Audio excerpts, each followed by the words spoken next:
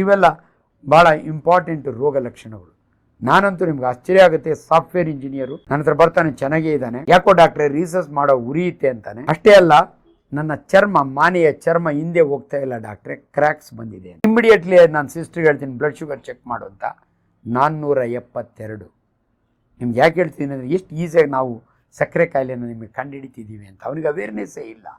ಯಾವಾಗಿಂತ ಒಂದು ರೋಗ ಲಕ್ಷಣ ಸಾಕು ಒಬ್ಬ ಅನುಭವಿ ವೈದ್ಯನಿಗೆ ಇದು ಸಕ್ಕರೆ ಕಾಯಿಲೆ ಅಂತ ಕಂಡುಹಿಡಿಯಲಿಕ್ಕೆ. ಸೊ ಅದಕ್ಕೆ ನಿಮಗೆ ಈ ಎಕ್ಸಾಂಪಲ್ ಹೇಳಿದೆ. ಸೊ ಸಕ್ಕರೆ ಕಾಯಿಲೆ ಇದು ಮಧುಮೇಹ ಕಾಯಿಲೆ. ಅದು ಇವಾಗ ನೋಡಿ, ನಮ್ಮ ಯಾಕೆ ಭಾರತೀಯರು ವೈದ್ಯಕೀಯ ವಿಚಾರದಲ್ಲಿ we are father of the nation. ಅದರೊಳಗೆ ನಮ್ಮ ಸುಶ್ರುತ ಮಹಾರಾಜ 8ನೇ ಸೆಂಚುರಿ ಹಿಂದೆನೇ ಈ was called father of Indian surgery. ಆಗಿನ ಕಾಲದಲ್ಲಿ ನಿಮ್ಗೆ ಇವತ್ತು ಅನೇಕ ಲ್ಯಾಬೊರೇಟ್ರಿಗಳಿದ್ದಾವೆ, ಪ್ಯಾಕೇಜ್ ಕೊಡ್ತಾರೆ.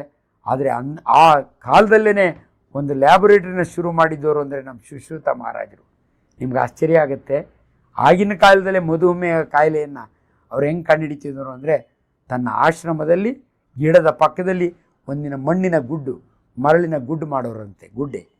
ಆ ಸಕ್ಕರೆ ಕಾಯಿಲೆ ಅನುಮಾನ ಇರೋನಿಗೆ ಅಲ್ಲಿ ಹೋಗಿ ರೀಸರ್ಚ್ ಮಾಡಲಿಕ್ಕೆ, ಮಾಡಲಿಕ್ಕೆ ಹೇಳೋರಂತೆ. ಮಾಡಿ ಬಂದು ಇಲ್ಲಿ ಕೂತ್ಕೊಂಡ್ರೆ ವಿತಿನ್ 5 ಮಿನಿಟ್ಸು ಇರುವೆಗಳು ಬಂದು ಆ ಮರಳಿಗೆ ಸುತ್ತಕೊಂಡ್ರೆ ಸಕ್ಕರೆ ಕಾಯಿಲೆ ಇದೆ ಅಂತ ಕಂಡುಹಿಡಿಯೋರಂತೆ.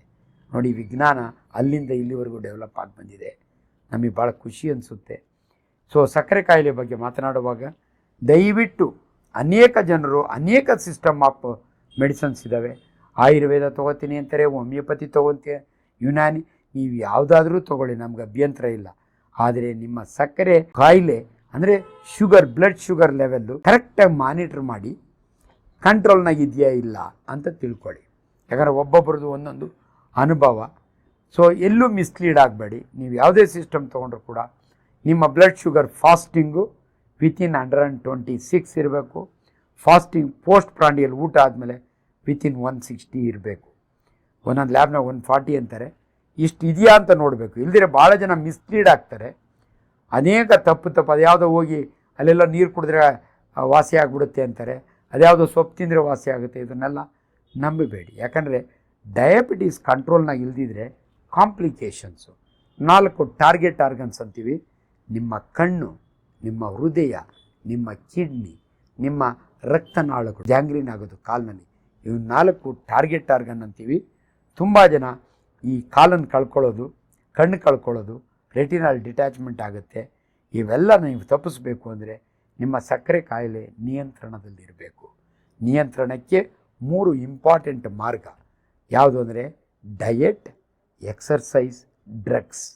ಡಯೆಟ್ ಎಲ್ಲರೂ ಹೇಳ್ತೀವಿ, ಲೆಸ್ ಕ್ಯಾಲ್ರಿ, ನೀರಿ ಕ್ಯಾಲ್ರಿ ಇಲ್ಲ, ಇದೊಂದು ನೆನಪಿಟ್ಬಿಡಿ. ಬೇರೆ ಎಲ್ಲದರಲ್ಲೂ ಕ್ಯಾಲ್ರಿ ಇರುತ್ತೆ.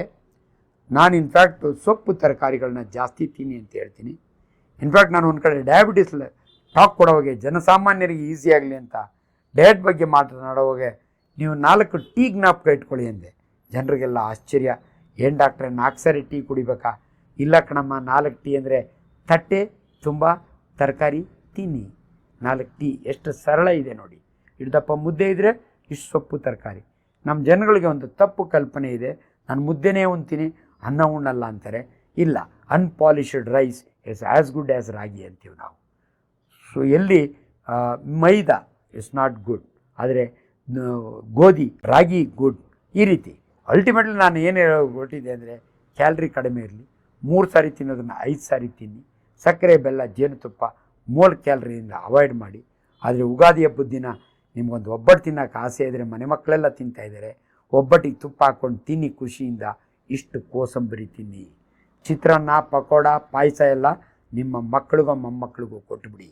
ನೀವು ಒಬ್ಬಟ್ಟು ತಿನ್ನಂಗಾಯಿತು, ಕೋಸಂಬರಿ ಕಾಂಪೆನ್ಸೇಟ್ ಆಗುತ್ತೆ. ಇದನ್ನು ನಾವು ಫುಡ್ ಅಡ್ಜಸ್ಟ್ಮೆಂಟ್ ಅಂತೀವಿ. ಆ್ಯಂಡ್ ಯಾರೇ ಸಕ್ಕರೆ ಕಾಯಿಲೆ ಇರೋರು 2 ಹ್ಯಾಬಿಟ್ನ ಮರೆತು ಬಿಡಿ. Smoking and alcohol is forbidden. ದಯವಿಟ್ಟು ತೊಗೋಬೇಡಿ. ಸೊ ಸಕ್ಕರೆ ಕಾಯಿಲೆ ಬಗ್ಗೆ ಪುಸ್ತಕಗಳೇ ಬರೆದು ಬಿಟ್ಟಿದ್ದಾರೆ.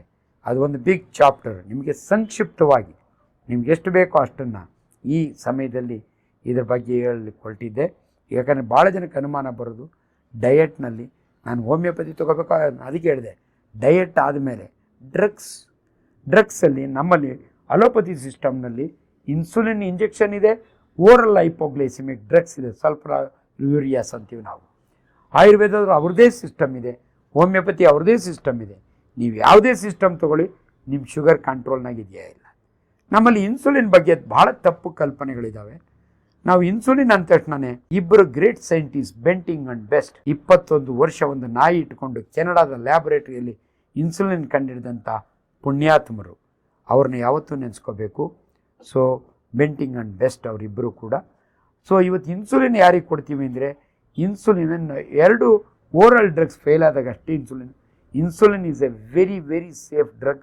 ತೊಗೊಳ್ತಾ ಇರೋರು ಚುಚ್ಕೊಳ್ಳೋದು ಬಿಟ್ಟೋದು ನೋವನ್ನು, ಅದೇನು ನೋವೇನಲ್ಲ. ಇನ್ಸುಲಿನ್ ಪೆನ್ಸ್ ಇದ್ದಾವೆ ಇವತ್ತು. ಇನ್ಫ್ಯಾಕ್ಟ್ ನೇಸಲ್ ಸ್ಪ್ರೇ ಇನ್ಸುಲಿನ್ ಬಂದಿತ್ತು, ಅದು ಸಕ್ಸಸ್ಫುಲ್ ಆಗಿಲ್ಲ. ಅದರಿಂದ ಯಾರು ಕೂಡ ನಮ್ಮ ಮಲಪತಿಯಲ್ಲಿ ಸುಮ್ಮನೆ ಇನ್ಸುಲಿನ್ ಹಾಕ್ತಾರೆ ಅಂತ ಹೆದರ್ಕೋಬೇಡಿ. ನೆಸೆಸಿಟಿ ಇದ್ದಾಗ ಅಷ್ಟೇ ಇನ್ಸುಲಿನ್ ಹಾಕ್ತಾರೆ. ಒಳ್ಳೆಯದು ಕೂಡ ಎಕ್ಸರ್ಸೈಸ್, ಅದ್ರ ಬಗ್ಗೆ ಮಾತನಾಡಬೇಕಾದ್ರೆ ದಯವಿಟ್ಟು walking is the best exercise. ನೀವೇನು 3 ಪೈಸೆ ಖರ್ಚು ಮಾಡೋಂಗಿಲ್ಲ. ಒಂದು ದಿನಕ್ಕೆ 35 ನಿಮಿಷ, ವಾರದಲ್ಲಿ 5 ದಿನ ನೀವು ನಡೆದ್ರೆ ನಿಮಗೆ ಡಯಾಬಿಟಿಕ್ ಎಕ್ಸರ್ಸೈಸ್ ಅಂತೀವಿ. ಇದಕ್ಕಿಂತ ಬಿಯಾಂಡ್ ನಿಮಗೇನು ಬೇಕಾಗಿಲ್ಲ. ಸೊ ಫೈನಲಿ ನಾನು ಹೇಳೋದು, ಡಯಟ್, ಎಕ್ಸರ್ಸೈಸ್ ಆ್ಯಂಡ್ ಡ್ರಗ್ಸ್, ಇವು 3 ಕೂಡ ಗಮನದಲ್ಲಿ ಇಟ್ಕೊಂಡು ನಿಮ್ಮ ಸಕ್ಕರೆ ಕಾಯಿಲೆಯನ್ನು ನಿಯಂತ್ರಣದಲ್ಲಿ ಇಟ್ಕೊಳ್ಳಿ ಅಂತ ಹೇಳಿ ನಿಮಗೆಲ್ಲರಿಗೂ ಕೂಡ ದೇವರು ಒಳ್ಳೇದು ಮಾಡಲಿ ಅಂತ ವಿಶ್ ಮಾಡಿ.